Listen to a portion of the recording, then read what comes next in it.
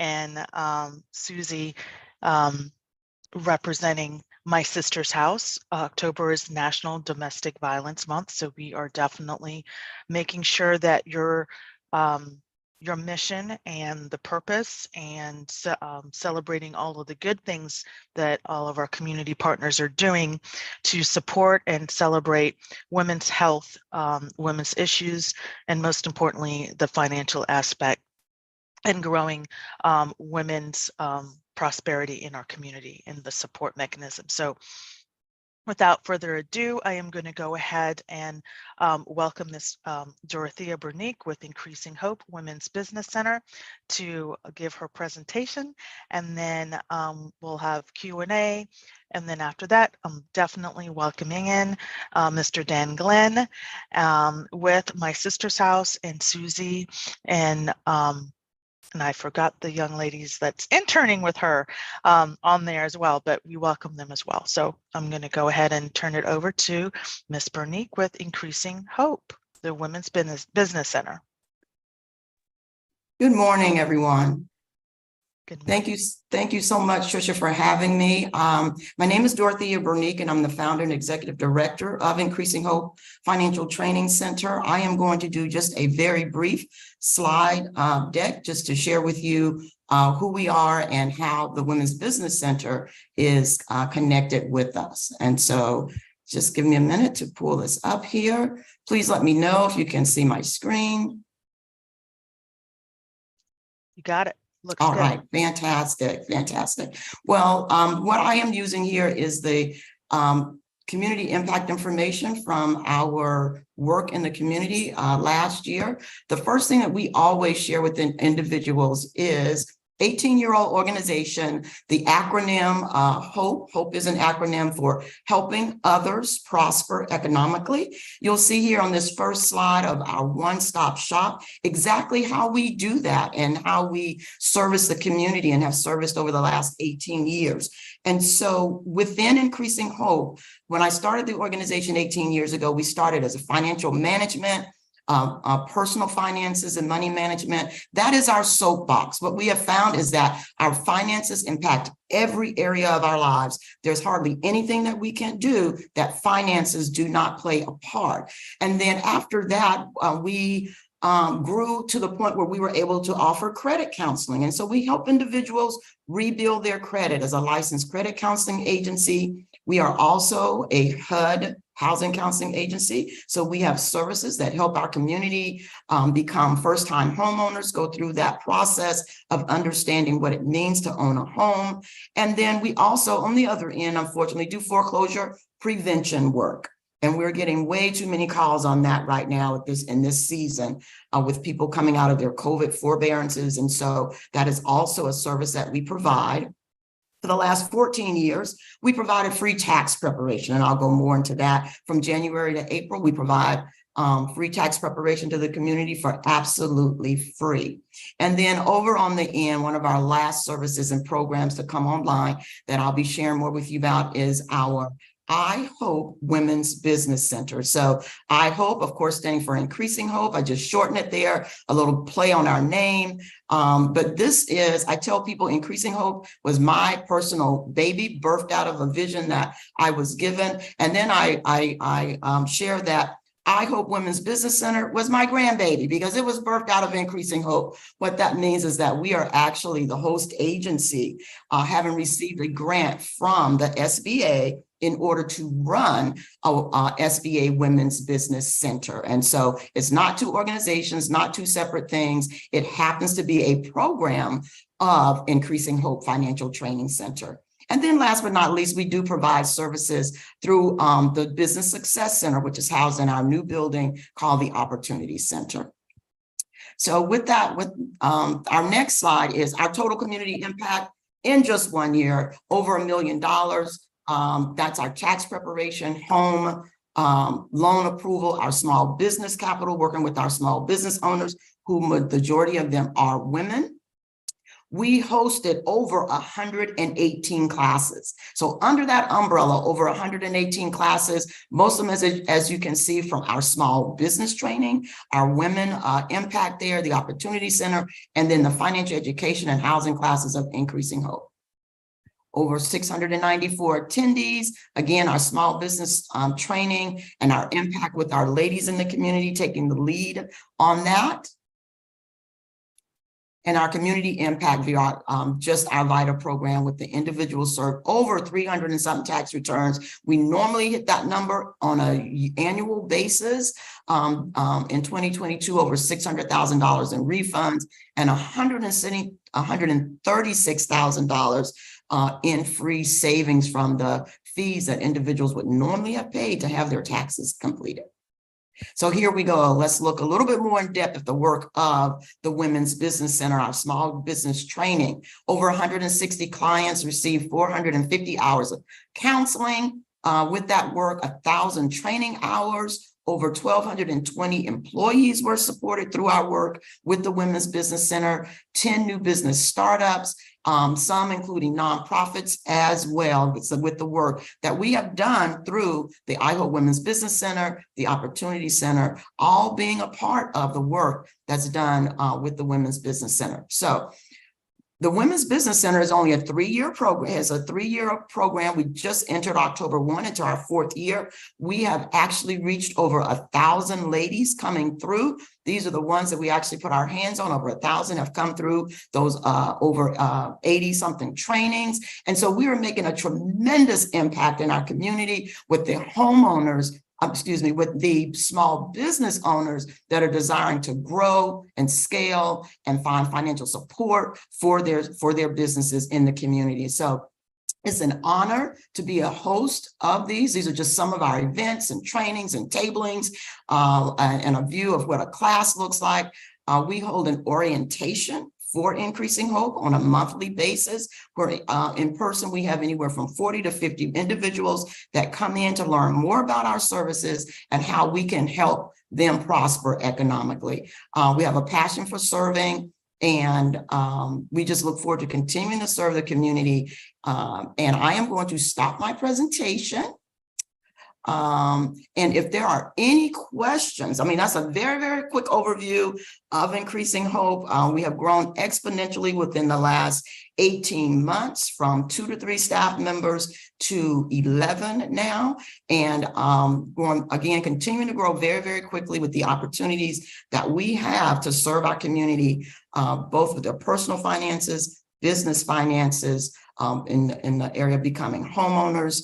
And so we like to lovingly say, we just come around, wrap our arms around them, help them get from point A to Z, whether it's home ownership, small business ownership, getting their taxes ready, whatever it is.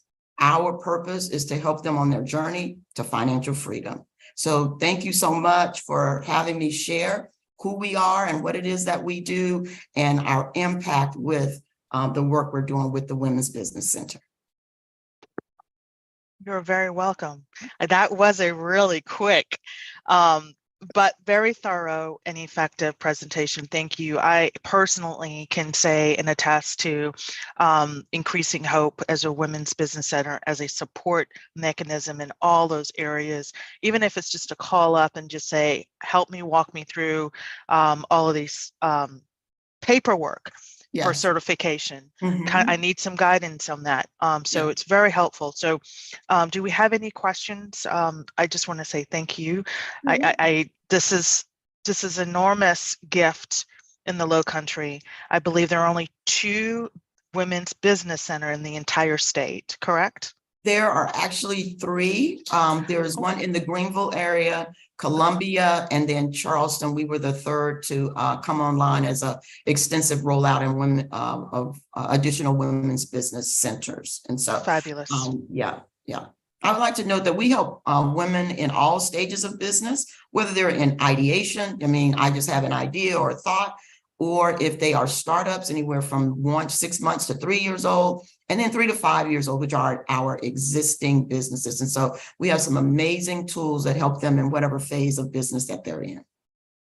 I have a couple questions and comments. Sure. Absolutely. First of all, outstanding presentation. You guys are amazing. I just wanted to mention the NACA office in Charleston, it was in North Charleston, closed. I used to refer tons of people there, and so far they've not reestablished it. Maybe you could take that over, because that is a phenomenal organization. It's how we help people at the college get homes. Okay. So I just wanted to share that. And then also, for many years, I served on the COSI board in Cleveland, Ohio, and that's the largest small business chamber in the country. I think 15,000 members. You should reach, I don't know who the new leadership is, but you should reach out to them.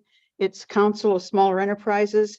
They have a 9-month strategic planning program that I took my second year of business, and I ended up most of their members have less than 10 employees, but because of that planning, I was able to stay in business 33 years and 525 employees, all because of that strategic planning program. And then I just wanted to ask, are you coaching these ladies on establishing buy-sell agreements and key employee agreements? That is something that we, if they're at that stage, most of our business owners are at the stage of ideation and startups. But what we do have is a mentoring program put in place where we're able to bring in people with experience in various areas and then match them to a mentor based on what that specific business owner's needs may be. And so we definitely, we're in need of mentorship, coaches and counselors. And so if that's an area of expertise you have, we will welcome your expertise. Well, there is a young man up in, I forget where he is now. I think he's in Cleveland actually, but he covers the Southeast, and he actually has helped some businesses down here that didn't have buy-sell agreements in place. And I will, I can't remember his name, but I'll look it up and send you the information. Okay. I'm putting my email in the chat. That's good. Thank you. So anyone that would like to reach out afterwards, please do. And I'll also put that in there as well in my notes when I send it out. So that's good. Great. Thank you. Thank you. Councilwoman, Ms. Parker. Thank you, Chairwoman, and thank you, Ms. Bernique, for that wonderful presentation. So just 2 quick questions. How can we share and get the word out to other women so that they can utilize your organization? And above all else, I mean, how can we help support you and what you're doing? Well, you can help get the word out by the website is just WBC for Women's Business Center.org. Please share that, sign up with our newsletter. And then when that comes out, of course, share it with others. What we find is that there is definitely a deficit of just the community being aware that we even exist. And so anytime you have the opportunity to share that we're here to serve individuals, we see business owners being taken advantage of and with exorbitant fees and charges for some of the services they're looking for that we do for absolutely free. And so we would love just to be able to continue to share what it is that we do. All of you, you're welcome to visit one of our and sit in on one of our orientations to learn more about the tools that we actually use as well. And then by way of support, one of the things, we actually have an advisory council for the Women's Business Center. And so if anyone would be interested in being a part of that advisory council, that would be a way to support, as well as coming on board as a member of Increasing Hope, because that product or service program falls under the organization as well. So yeah. Thank you. You're welcome. Thank you so much. I came in a little late, so I'm not sure if this was even mentioned, but Doretha, I just want to thank you because Increasing Hope is one of the mayor's office for children and families, economic development partners, and the Bank On program. So thank you for all that your organization does, and thank you for partnering with us. You're welcome. Thank you so much, Jamie. Appreciate it. Thank you so much, Ms. Roper. All right, no more questions. So this is great. Now we're going to go into the other part of October. All this great goodness. Unfortunately, there are some negative aspects of our community that we need to make sure that we are in support of as well, and to guide them to the I Hope Business Center one day, if they are so ready and willing to forego entrepreneurship. So I have this morning, thank you so much, Mr. Dan Glenn with My Sister's House. and he is going to enlighten us about what's going on with My Sister's House, all the great things that they're doing in our community, and most importantly, how we can help also spread the word and support you. Well, thank you so much for having me. Thank you for inviting me into your space. It's an honor for me to be here this morning. I also have a very, very short slide presentation, so let's go ahead and get that up here real quick. Okay. Can everybody see that? Now we can. Looks good. Okay, perfect. All right. So yeah, as you mentioned, October is Domestic Violence Awareness Month, and there is a lot of overlap between our two presentations this morning because financial abuse is expected to be present in 99% of domestic violence cases. Financial abuse, while I'm not going to break out all the different forms of abuse, it's one of the most common, and it represents one of the most common sets of barriers for somebody leaving an abusive relationship, and it represents some of the most common pressures that would push somebody to go back to an abusive relationship. So any of the economic empowerment portions of our community, any resources out there are really crucial to not only our work in getting folks out of abusive relationships, but helping them establish lives, their sustainable futures away from abuse. So I love this cohesive nature. So really quickly here, as it is Domestic Violence Awareness Month, we are rolling out a brand new program called Ask.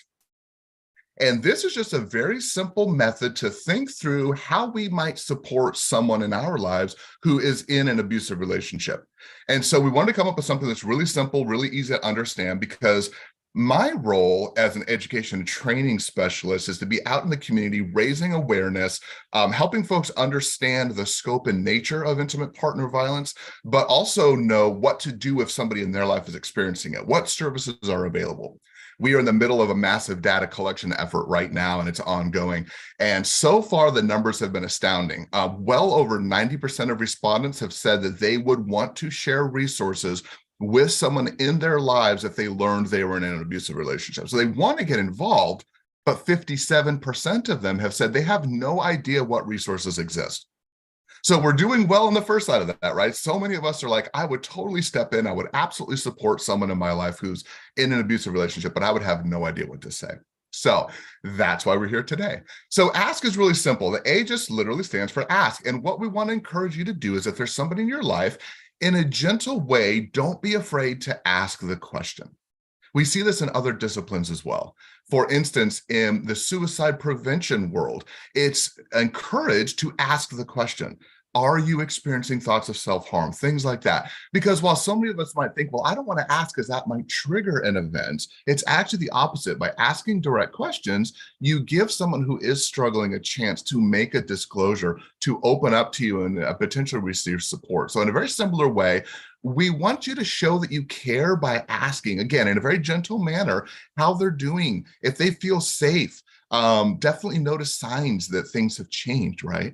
Let's say it's a coworker, and maybe your coworker used to be always down for happy hour after work on Friday and was always very social, and maybe was on the party planning committee or whatever it happened to be, and you've seen them become more withdrawn. Maybe you've seen them start to change the way they dress, and their deportment, their manner have changed. So we're not going after them like, hey, why is this happening to you? We're saying, hey, I care about you. I've seen these changes, and I wonder if there's anything that might be happening in your life that maybe I can support. And then we always want to be prepared for that person to make a disclosure, right? We don't ever want to be shocked that, oh my gosh, that actually worked, right? And when they do make the disclosure, we want to be prepared to support them. And the easiest way is just start by believing, right? Begin by believing. So when they tell you something that's happening in their lives, I always like to say, and I receive disclosures all the time in my work, and I always start with, thank you so much for trusting me with what's happening to you. I'm so sorry that's happening to you. That's not your fault. And then we move right into the K, which is the no, right? And this is, you've asked the question, you've received their disclosure, and now you can share what you know. And the good news here is you do not have to be an expert, right? All you need to know is, hey, this isn't your fault, and I know someone that can help. They have a full set of services that I'm going to go through here in a moment. Their services are free, they're confidential, and I can help get you connected.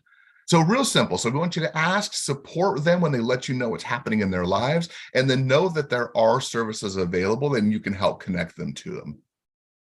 So at My Sister's House, our mission is to break the cycle of domestic violence by providing comprehensive support, services, and education for our clients in the community. And so here are all of our services. And so I get this question all the time: why are you called My Sister's House, right? Like, I actually had somebody ask, like, where's my brother's house? And I kind of chuckle and I say, well, my sister, my biological sister, she's one of probably a half dozen humans that I love most in this world.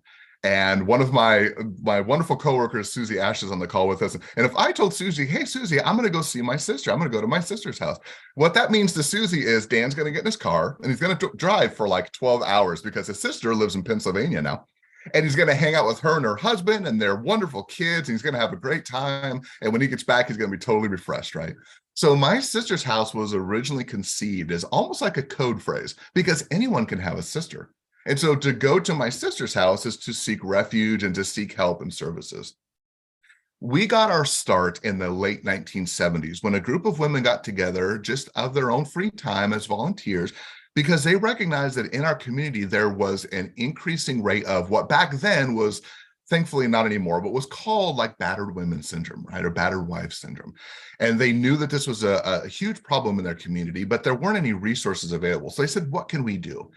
One of the first things they landed on was this idea of a 24-hour crisis line where women who were experiencing intimate partner violence could call. And even though there weren't that many resources available, at least someone could answer the phone, someone could talk to them, maybe counsel them. At bare minimum, there was someone they can call, somebody that would care on the other end of that line. And so they did. They started that crisis line. And very quickly, folks began to call.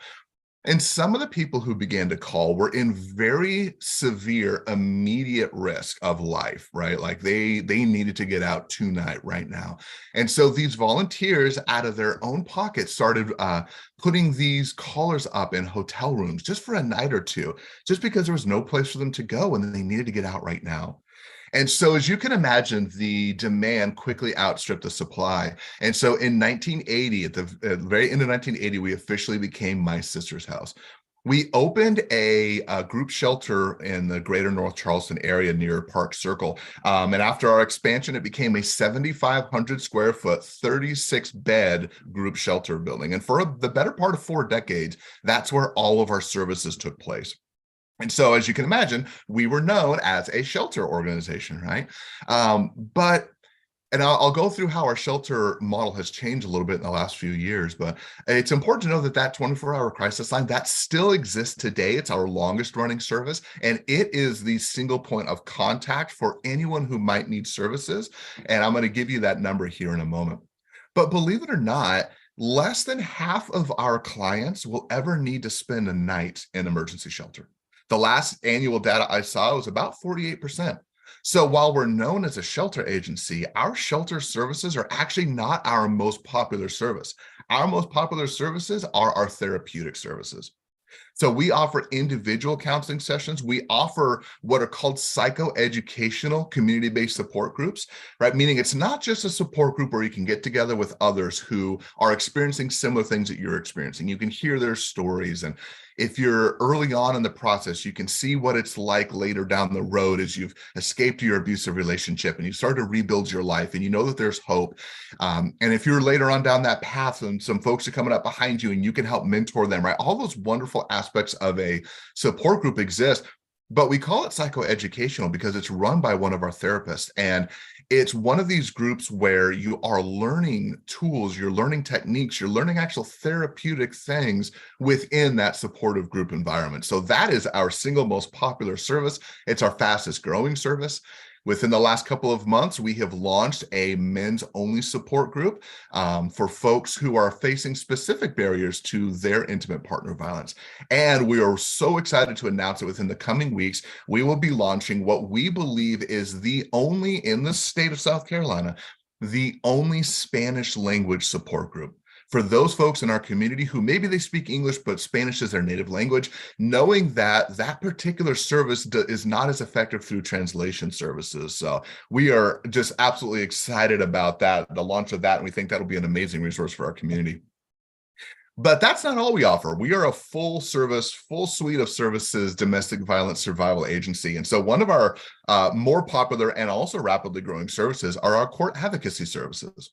So we don't actually have attorneys on staff. We make connections to several organizations that provide attorneys either at a pro bono or a sliding scale right to our clients. But we do have a full-time court advocate on staff and a wonderful group of volunteers who are specially trained in this field. And so what a court advocate does is support our clients. Right. If you think of any time you've gone to court, right? Court's one of those places where nobody leaves really happy, right? Like even if you leave and maybe you got a not guilty verdict, right? You still had to go to court. Maybe you got out of your traffic citation, but you still had to take some time away from work and go to court and stand in front of a judge. And that can be a terrifying experience in the best of circumstances. And you can imagine how difficult that is if you just experienced the endless trauma that is intimate partner violence. And now maybe you're facing charges yourself, or maybe you're going for an order of protection to try to keep you and your children safe. And we know that just filing for an order of protection is no guarantee you're actually going to be granted one. Maybe you need to file for divorce. Maybe there's child custody issues. Maybe there's DSS involvement. So our clients face just really enormous, terrifying obstacles within the legal system. And so our court advocates actually partner with our clients. They help our clients gather the documents they need. They help translate legalese into normal people speak, right? They actually go to court with our clients. They go to meetings with our clients.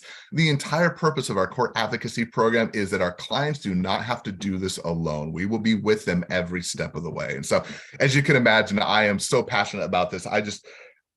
My role is to help identify barriers that our clients face, and I know how big the legal world is. And so I'm just so proud of our full-time court advocate, Cheyenne, and an amazing job she does, and the volunteers that work with her. And I always do this little plug. If you're interested in volunteering with us, one of our many volunteer opportunities is as a court advocate. And no, you do not need to be an attorney. You don't have to have any legal training. We will give you all of the training you need. All you need is to be passionate about helping support those who are going through domestic violence and the process of recovery after that.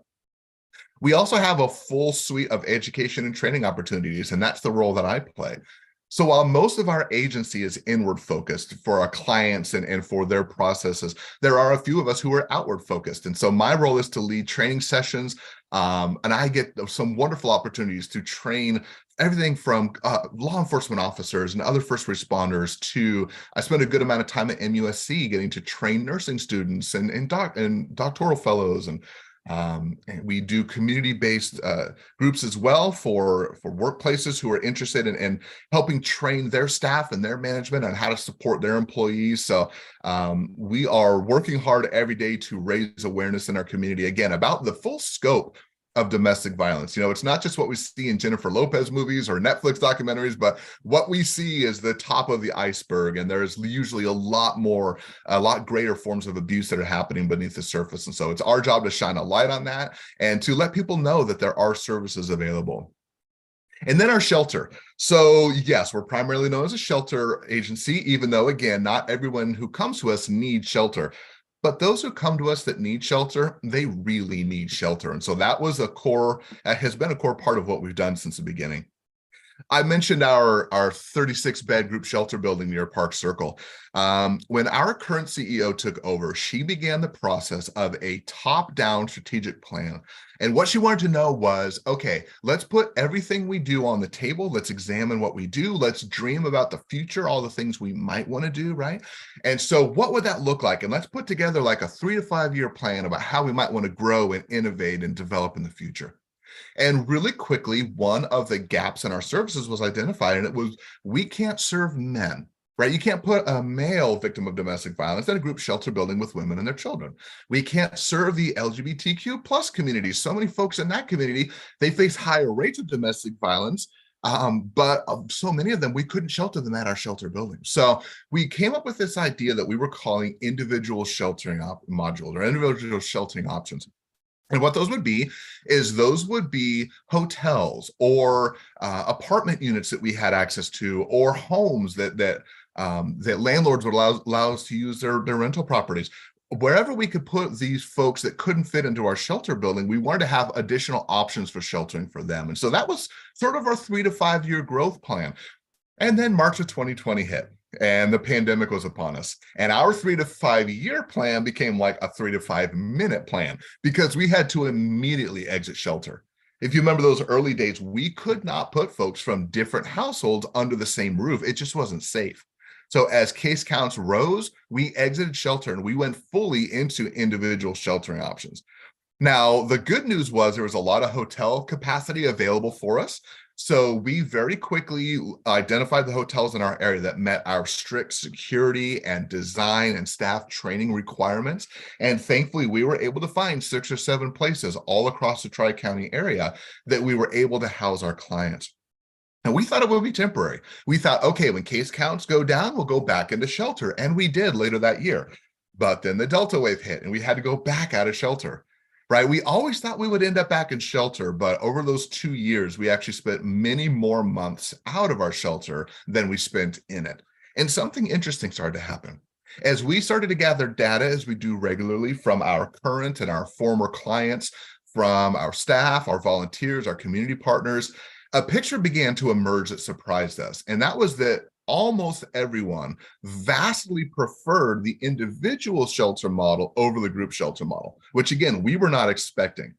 But folks began to tell us that they felt like they could heal with their dignity and their privacy intact, right? It was just them and their minor children if they had them. They weren't exposed to other people's traumas. They weren't having to share living space with strangers. If they didn't live in the North Charleston area, they weren't having to face the choice of either pull their children out of school if, for instance, maybe they lived in Somerville, right? And they were facing this choice of, well, if I want emergency shelter, I have to go to North Charleston. Do I pull my kids out of school? Do I rely on our very substandard public transportation system here in the Low Country? So what do I do?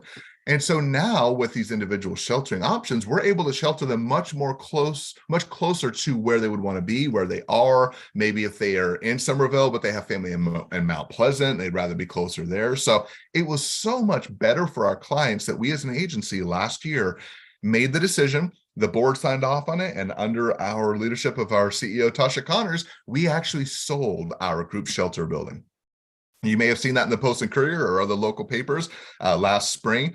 And so we moved permanently to a group shelter model. Now, people ask all the time, isn't it more expensive to run that group shelter model? Yes, it is. Is it more logistically difficult for our case managers and our advocates? Yes, it is. But we are an innovative agency that is 100% client driven. Right? One thing you'll never hear us tell a client is what they must do. We'll offer options, but we never tell our clients what to do because we understand that they're the experts in what they've experienced. They're the experts in when it's time to leave, what they want their future to look like. And so when our clients as a group tell us almost unanimously that they prefer this model, we found a way to make that work. And so since the spring of 2022, we have transitioned our shelter model permanently to that individual shelter option. And so finally, we'll go into our case management. This is really where the rubber meets the road. Our case managers are those folks who offer that individualized personal client support. Because we're not an agency that presents our services like a boxed lunch, where we're like, here's what we do and good luck. We are always asking the questions of what support do you need? What services are you interested in? Some of our clients need all of the services, right? Other clients just need 1 or 2 services. We have clients who call and they think that they might be in an abusive relationship, but they're not sure. They don't know what they want to do. And they're just interested in joining a support group. Wonderful. They can do just that service. And then if in the future they decide to add services, their service package can grow and change and develop over time as their needs change. And so being so individual, that means we have to have that one-on-one client support. And so we have that case management program. Within that, we have housing support where we work to get our clients into transitional or more long-term housing. We assist with all sorts of barriers, right? Because everyone has a different set of barriers. And so this is where we make the majority of the almost 3,000 community referrals we made last year alone. And so we understand that no one agency is ever going to have all of the answers that our clients need. It's going to take a patchwork quilt of support. So we identify resources both inside and outside our agency. We make those connections, and we really help develop that plan for our clients to get to what they want their future to be. So who can qualify for our services? So anyone who is a human being, is 18 years of age or older, and has experienced some form of intimate partner violence is able to access our services. It doesn't matter the gender identity of the victim or of the abuser. It doesn't matter if they've received services from us in the past and either they're back in that relationship or they're in a new relationship and they need help there as well. They can absolutely receive services. And this one is key. All of our services are 100% free. So the two things I always ask folks to remember about my sister's house is our services are free and our services are 100% confidential. Those tend to be two of the biggest concerns of folks before they call us. We also don't require any law enforcement involvement. And that's big because not everyone wants to go and tell their story to police and get a police report and all of those things. We don't require that. We also don't require any documentation around citizenship. We don't even ask questions about that. The one thing we do need is we do need to talk directly to the victim so we can understand what they've experienced and what services they need and whether they're willing to enter into services, right? So this can sometimes be a stumbling block because I don't know how many of you are like me where you would much prefer to text, right? You actually don't really love talking on the phone. And I know that sometimes when I have to make a phone call, just hitting that green button, that can be a real barrier. Sometimes I'll sit there and like, can I do it another way? Can this be an email, right? And so if you imagine our clients, right, they've just experienced this tremendous trauma. And now we're saying, you got to call us, you got to talk to us. And so for many of them, that's a tremendous barrier. And so I wanted to walk you through a process that we call like a warm handoff. And this might be a way that you can help overcome that barrier for a friend or a loved one or a coworker who is disclosed to you, right, as part of that ask process that we talked about, who is disclosed to you that they're facing something in their life and they need help. And so as part of that no process, what you can say is, hey, I know these folks that can help. I know an agency whose services are free, they're confidential, and they would love to help you out.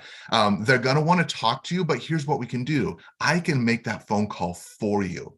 Right? If it's safe to do so, we can do it from your phone. So you have the phone number. And what we'll do is I'll call and I'll tell them who I am and how I know you and kind of what's going on. And then they're going to want to talk directly to you. So when you're ready, I'll actually hand the phone to you and you can talk to them. At that point, if you want, I will stay with you for as long as it takes. And that way you don't ever have to be alone. But if at any point in the process you want some privacy, no problem. All you have to do is give me the hi sign and I'll excuse myself and give you privacy. So what have you done there? Well, you have helped them overcome that first barrier, right? You've told them what to expect, that we're going to want to talk directly to them. We're going to ask them a few questions, help identify the services that they need, right? But you were the one that actually made that phone call. They didn't have to sit there and go, oh my gosh, do I do it now? Do I do it later, right? You made the call for them.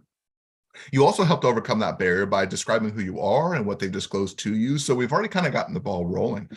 And then you've done something that's really important, and it might seem like a small deal to you, but to our clients, this might mean the world. You've put them in the driver's seat. Because remember, you said, when I hand the phone to you and they begin to talk to you, I will stay with you for as long as you need, right? So you're providing that support, that companionship while they're going through this process.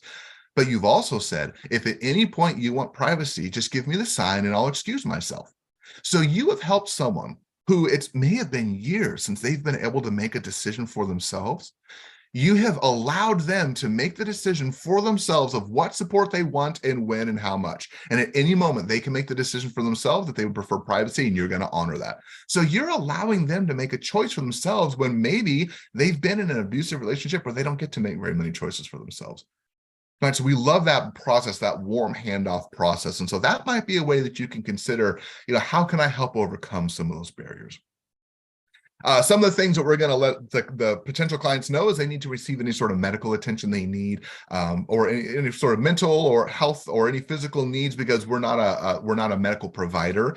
We're also not a place, and this is more aimed at our law enforcement and first responders. We're not somewhere to go to cool off. Right. We are working closely with our law enforcement partners to help grow their response and help develop their response to domestic violence victims. But often we hear stories where somebody says, oh, just go find somewhere to spend the night, cool off, and it'll be fine, right? As if that's a fix for the problem.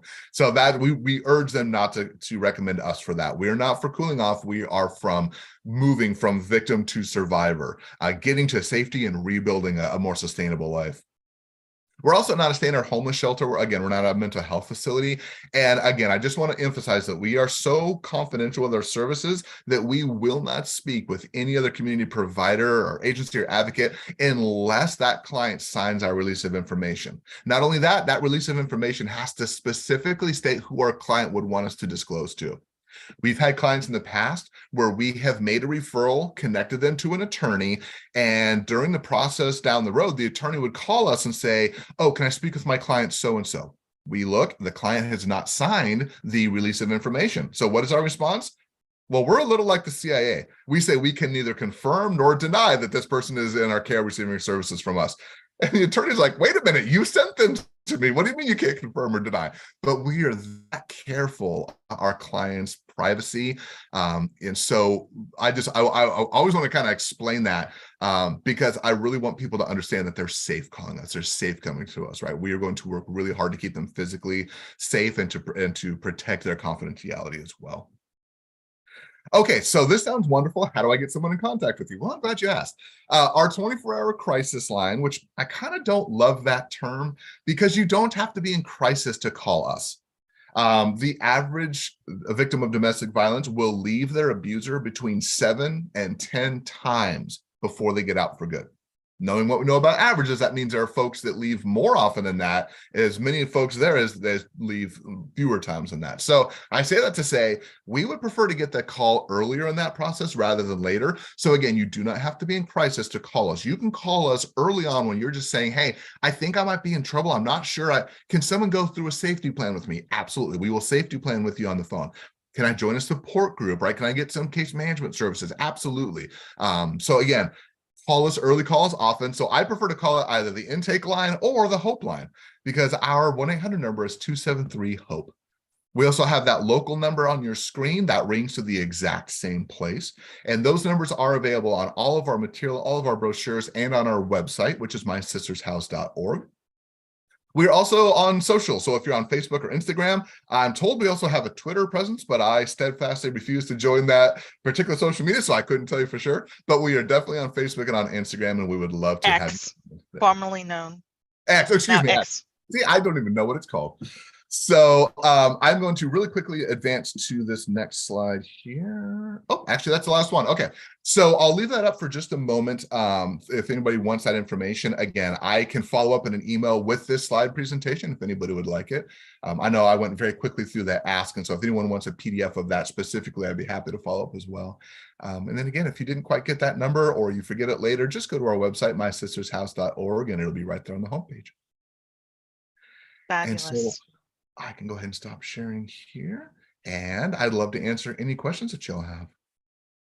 I think our minds are just, wow, we went on a roller coaster ride this morning, but it is phenomenal, well-deserved, well-needed, and just a healing place. And I thank you very much. Opening up any Q&A. Yeah, I will be fast. Dan, I work on affordable housing, but every day since the month has started, I have received a call from a woman that's trying to escape domestic violence. Now, my question for you is, and housing is the toughest part. Yeah. Some of these women you've already evaluated, they tell me, I went to my sister's house, they told me that I'm good, but I want to know in your, can I be calling you for, because I have people that I had 2 women, one working at MUSC living in the woods, and another woman that was 3 weeks living in the woods in North Charleston before we got her. We sent her to her brother's house, but guess what? Her brother is threatening her. And sometimes they can't go to their family because their family is afraid of the spouse. Sure. So what can I do to get, because I'm getting a lot of social service calls, but that's not really my forte, but how many people do you have housing for? Right. So that's a common question. And I used to be able to tell you an exact number. It was 36, right? And that would kind of flex depending on how many of our current clients had children with them, right? So we had 36 beds. That number is more fluid now. And it's fluid because it depends less on physical size, and it depends on more factors like hotel capacity, the capacity of our advocates, and how many folks they can help support at any one time. And so that there isn't a static number now. We are also piloting programs for that more intermediate housing piece, and so we are working on trying to coming up with solutions for exactly what you're talking about. Because the average stay in our emergency shelter, it varies by case, but the average is somewhere around 14 days. And the reason it's that low is because, again, we're trying to transition folks very quickly into a more sustainable housing situation for them. So to answer your first question, for those clients, I would absolutely want to steer those clients towards our intake line. So that way our crisis line folks can talk to them and assess them. But if you're finding difficulties on a particular case and you'd like me to connect you with our director of services, I absolutely would be able to make that connection for you, Denise. What I don't want to do is start channeling potential future clients into that place. I want to make sure they're going through that intake process. But if you need me to connect you on a specific client for a specific issue, I'd be more than happy to do that. So start with the crisis line and then okay. Yeah, right, start with the crisis line. Everybody, that is the front door for all of our services, is that crisis line. And I guess one of my questions from what you guys learned, do we need a residential care facility for people, another 50 people? Because it's every single woman I talk to. Yes. It's Susie Ash. We've met before several times, actually, a part of the Women's Commission. Everything that Dan is saying is true, but unfortunately we're one shelter in 3 counties. And so we can only do so many things and have so many different resources. And the individual sheltering is a beautiful thing. We have a great difficulty trying to find houses, 1, and 2, we're the only one that serves 3 counties. And if you think about the amount of people in those 3 counties, we are a drop in the bucket doing the best that we possibly can with every beautiful resource and person that works here at my sister's house. If you have questions, obviously feel free to reach out to Dan. You are also, I'm the volunteer coordinator with my sister's house now, and you are more than welcome to reach out to me and we can sit and chat. You can always come up here and to where my sister's house is. The more people that are involved, it takes a huge, ginormous village when you live in a perpetrator-friendly state that does not do a quarter of the things that they should when it comes to domestic violence. Absolutely. And so I know that you and I have had this conversation before, but I just wanted to chime in real fast and let you know that we're doing the best that we can. And so, yes, I guess the best way to answer that question is maybe in another county, a shelter does need to open up. There has to be, yes, we're a drop in the bucket doing the best that we can. And the louder that we all come, the more that we all come together and the louder we are, the more difference we can make. Yeah, so Denise, I would say absolutely yes. My answer would be yes. I would love to see all of the shelters open. I would love to see all of the resources available. Like I think you said earlier, housing is the number 1 issue. That is one of the top. It's usually our number 1 issue. And if it's not, it's a very close second, right? It's usually housing, transportation. So what I would like to do is meet with you guys, because I need the numbers. I need to know, how, if you, in an ideal world, how many people and what type of housing. That's all I would need. But I can come in and meet with you guys again. Sure, I Denise. know you covered 3 counties, so that helps too. Thank you. Yeah, we do cover Charleston, Dorchester, and Berkeley County. And Denise, I'm going to put my email in the chat, and if you want to send me a quick note, and I will make those connections. And I'd love to facilitate those conversations. Good question. Thank you. And I know Councilwoman Parker, you had your hand up too. You wanted to. I know. I love this raising of the hands thing. This is great. We're very polite here. I love it. Thank you, Madam Chairwoman. So I thank you for your presentation. So obviously a lot of families in my community are always looking for ways to support, donate, help. And your organization normally pops up, please, donate to this organization. So I know that you have sort of boxes. I apologize. I know you have a lot of boxes around town, but are there other ways that families can support, donate? I know privacy is an issue, but can you just explain a little bit about that?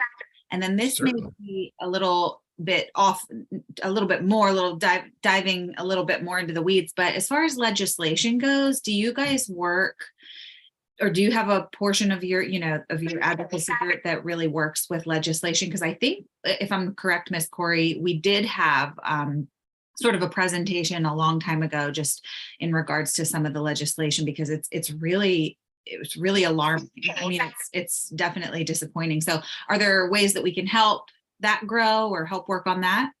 Absolutely. So I'm going to answer your first question first, and then I'm going to actually turn it back over to Susie, because Susie, in addition to being our volunteer coordinator, actually helped I don't know what the proper verb would be, but quarterback one of our advocacy efforts. But we are a member of what's called SCIVASA. It's our statewide coalition of all 17 domestic violence and sexual assault agencies in the state of South Carolina. And so, yes, we are absolutely advocating for several pieces of legislation. But going back to the donation, so we keep a couple of lists on our website. So if you go to mysistershouse.org, and yes, let me just head off to the next question. Yes, our email addresses are .com. Our website is .org. So don't be alarmed to see that.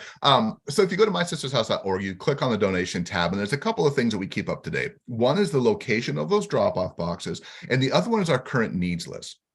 And we do maintain what we call the donation center at our public office on Sproul Avenue in North Charleston. And so folks will stop in all the time to drop stuff off for our clients. If it's something our clients can need right now, that's wonderful. That's what that donation center is for. And then we have ways to make use of things that maybe there isn't a particular need for now, but you think it might help. We use a couple of different community thrift organizations. No, not Goodwill, but community thrift organizations that actually pay us a flat rate per pound of gently used clothing, right? So it's a great way for us to be able to still receive those funds and reinvest those in our clients, even if the particular item can't be used at the moment. So we can pretty much anything you donate, we will absolutely make use of, and it will absolutely benefit our clients. If there's anything beyond that, we've had folks that they want to do drives for certain things, and Thanksgiving's coming up, Christmas. So if you're interested in anything like that, send me an email. I will connect you to either a director of advancement or Miss Ann, who runs our donation center, and we can facilitate just about anything. Because we're a smaller agency, our staff is around 24, 25. We're able to be very flexible, and we love new ideas, and we love any sort of community outreach that you might want to come up with. So we can absolutely facilitate those issues. And so before I hand it off to Susie to talk about the thing that she's been advocating for, which I think is going to pass us next year, and I'm so excited about. One of our main areas that I'm really passionate about for advocacy is closing what work on the dating loophole. Every state has its own domestic violence laws. In the state of South Carolina, for a crime committed against you to be considered a crime of domestic violence, one of 5 things has to be true. You have to be married to your abuser or have been married to them. You have to live with your abuser or have lived with them, or have a child together. If one of those 5 things isn't present in your case, then no matter what crime is committed against you, it's not a crime of domestic violence. And that's a real problem for 2 reasons. One, identifying a crime as domestic violence is important because that's how we get orders of protection. That's how we get firearms prohibitions against the abuser. That's how we get enhanced penalties and all of these things that simply aren't available for simple assault and battery charges, right? For instance. The problem is one of the groups that face the highest rates of domestic violence are young women aged 18 to 24. What is a young woman who's between 18 and 24 years of age much less likely than the population at large to have done? Maybe lived with her abuser, married her abuser, had a child with her abuser. So there's a huge group of folks that are at elevated risk for domestic violence who do not qualify under our state's domestic violence laws because they're so dang specific.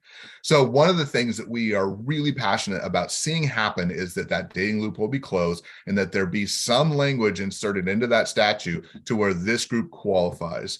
And then for the last couple of minutes, I'll send it over to Susie to talk about her advocacy. Hi, I'm Susie, and this is our intern, Heather. I always have conversations with people in Charleston about what can be done when it comes to domestic violence. And for years, everybody's always said, change the law, Susie. So a couple of years ago, I got together with a neighbor and a friend of mine, Aaron Silverman, and he is a property manager. And one of the biggest things that we see a lot of times is women that can't get a house because their credit's been ruined, or they have an eviction on their record, or they get taken to court. And for the damage that was done to the property, they are now charged with or they are partially responsible for that damage. Anyway, there's no law in the state of South Carolina when it comes to landlord tenant that protects victims of domestic violence. So last year, Aaron and myself, with the help of one of our state representatives and several other people, we had it read on the judiciary floor to change the law. So if a victim is in a domestic violence relationship, with this law, they would be allowed out of their lease. They would not get charged with an eviction. They would not be responsible for damages, different things like that. And it passed the judiciary floor and will come up again in January. On the House floor and then hopefully the Senate floor. And it is a bipartisan bill that just simply says that a victim of domestic violence will not be held responsible for the damages and is able to get out of their lease. It also deals with stalking as well. So now that it's been on the judiciary floor, Scavas is obviously involved now. My sister's house is involved. The more, again, this is where our voices, one, comes together, the louder we all are when this goes on the House floor, to let this be known that we would like this passed, the better off we are. And it will help victims and other people when it comes to getting out of their leases and not being held responsible for damages. And I'm also the volunteer coordinator with my sister's house. So Susie is busy. All right, excellent. Thank you so much. Yes, thank you. Yeah, thanks for having us. All right, 1 minute, 59 minutes. Just in closing, I will make sure to get both presentations and also all the contact information, email addresses, websites, obviously. This is and has been recorded. We are live streaming on YouTube. So if anything happens, you can always come back to YouTube and rewatch the meeting. It's been an enormous amount of information. We are so very proud of having both institutions in our community and just really thankful. And so we are a commission of very strong-willed women, and we definitely will continue to support you both, and also be able to advocate on your behalf. So please, this is why we exist, and we want to make sure that we share all the good things and also making sure that we're able to cast that wide net out. So we're here to support your organization, My Sister's House, and also making sure that our women in our community and our men that are experiencing domestic violence really have an equal opportunity to heal, most importantly, but also know that there is hope out there. So not a pun, but ironically, I happen to have the Hope Business Center and My Sister's House, who actually uses Hope as their last 4 digits on their number. Absolutely. Did not in that. So in closing, just a couple of community announcements on behalf of Ms. Roper. She wanted to make sure that everyone is aware that there, of the Mayor's Office on Aging, there will be a walk to end Alzheimer's Saturday, October 28th. Registrations 9 a.m. Opening ceremonies at 9:45 at the Joseph P. Riley Jr. Park, which is at 360 Fishburne Street. So I will make sure that it's on those notes as well. So in closing, any additional information, question, anything that Dan or Susie can answer for us? Okay, that was a quick 30 seconds. Next meeting will be Wednesday, November 15th. Please, unfortunately, Dr. Khan was not able to make this presentation. I don't think we would have enough time for her, not saying that we would not have enough time, but just the amount of information and just being respectful for everybody's time. So she will be able to be there to talk about her free clinic that helps support women's health. And it's really an amazing facility that I think with all 3 quadrants here, I think we are going to be progressing nicely in developing our whole community as a whole. So thank you all. You guys have a wonderful rest of your week. Truly appreciate your time and all your efforts and hard work in making our community a better place. Appreciate that. Everyone have a great day. Thank Thank you you so much. Thank you, Tricia. Thank you. You're everyone. welcome.